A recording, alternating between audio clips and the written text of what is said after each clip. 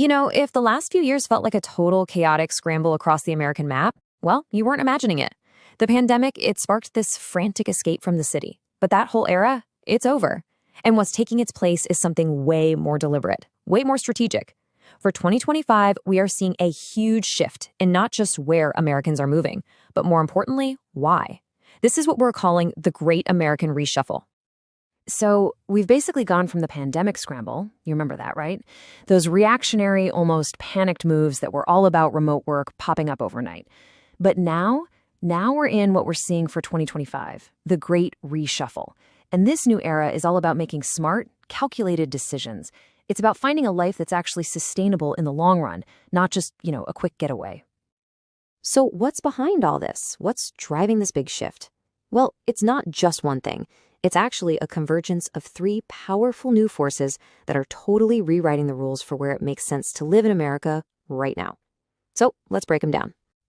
Okay, first up is something we're calling the family-first economy.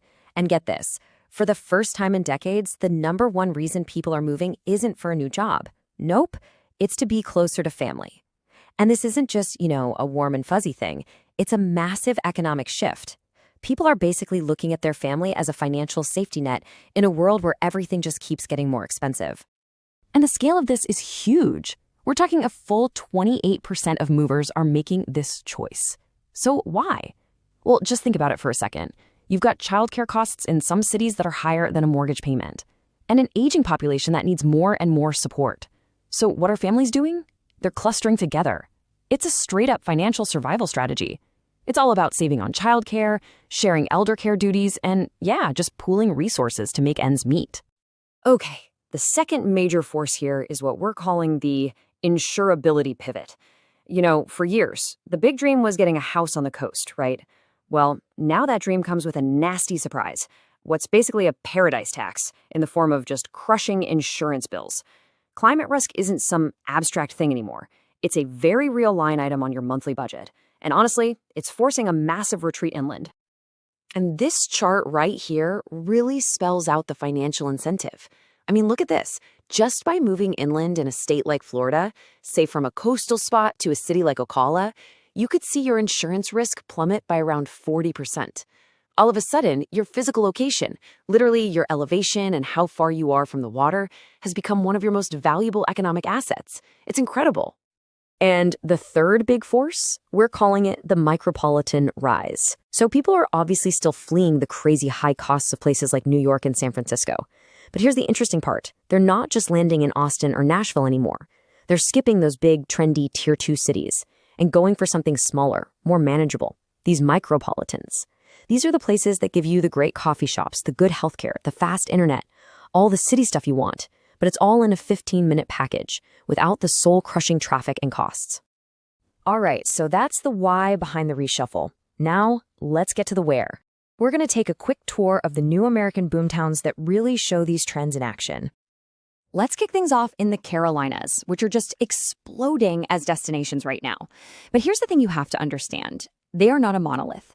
They actually offer two completely different versions of coastal living, and they're attracting two totally different kinds of people. And this table tells the whole story. It's really a tale of two coasts. On one side, you've got Myrtle Beach, South Carolina. That's your classic value play. It's a total magnet for retirees, and that median home price is still pretty accessible. But then, on the other side, you have Wilmington, North Carolina. Yeah, it's pricier, for sure, but it's pulling in a completely different crowd. Young professionals and families who are drawn to its booming tech, pharma, and aerospace industries. So you've got two coasts powered by two completely different economic engines. All right, now let's head down to Florida. And the number one growth city in America, according to U-Haul, is probably going to surprise you. It's not Miami. It's not Tampa. It's Ocala. And Ocala is basically the poster child for that insurability pivot we were just talking about.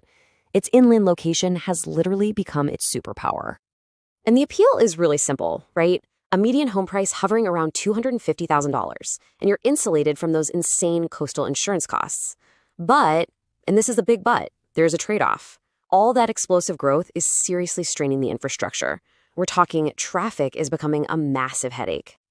Okay, so what about people looking for stability in these kind of uncertain times? For them, let's look at Knoxville, Tennessee. This place has a uniquely recession-resistant economy. I mean, it's anchored by these massive pillars like the University of Tennessee and the Oak Ridge National Laboratory. Then you throw in no state income tax and the Great Smoky Mountains right at your doorstep. Yeah, you can see why it's become such a hot destination. But what if your number one absolute top priority is just getting the most house for your dollar? Maximum purchasing power. Well, for that, our next two cities are the undisputed kings. I mean, just look at that number. A median sold price of around $245,000 in Springfield, Missouri. Let that sink in. This is a place where your money goes so incredibly far. We're talking a level of financial freedom that's pretty much impossible to find anywhere else in the country right now. And then, of course, there's the behemoth Dallas-Fort Worth. It's the number one metro for people moving in, and that's all because of its massive, diverse job market. But what's really unique about 2025 is that its housing market is correcting. Inventory has shot up, which could create a real window of opportunity for buyers. However, there is a huge catch. It's what some people call the Texas tax. Sure, there's no state income tax, but the property taxes, they're some of the highest in the entire nation. Okay, so we've seen the opportunities, and they are definitely compelling. But making a successful move in 2025, it's not just about chasing the lowest price tag. It really requires a whole new playbook, one where you balance all that opportunity with a really clear-eyed look at the reality on the ground.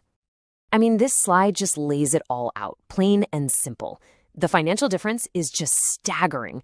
You can see the absolutely astronomical costs of living in a place like San Francisco or New York, and then you compare it to the incredible affordability you find in a city like Ocala or Springfield. The pure financial incentive to move has never, ever been clearer. But right after seeing those numbers, we have to hit the brakes for a second and talk about this, because movers' regret is a very real thing. Just because you can afford the house doesn't automatically mean you found a better life. Your financial spreadsheet, well, it just doesn't tell the whole story. So what are these hidden costs? Well, for one, the infrastructure in these boom towns is groaning under the weight of all the new people. We're talking about brutal traffic jams in towns that used to be quiet. Sometimes there's a real cultural mismatch, too. And then there's what you might call the scruffy reality.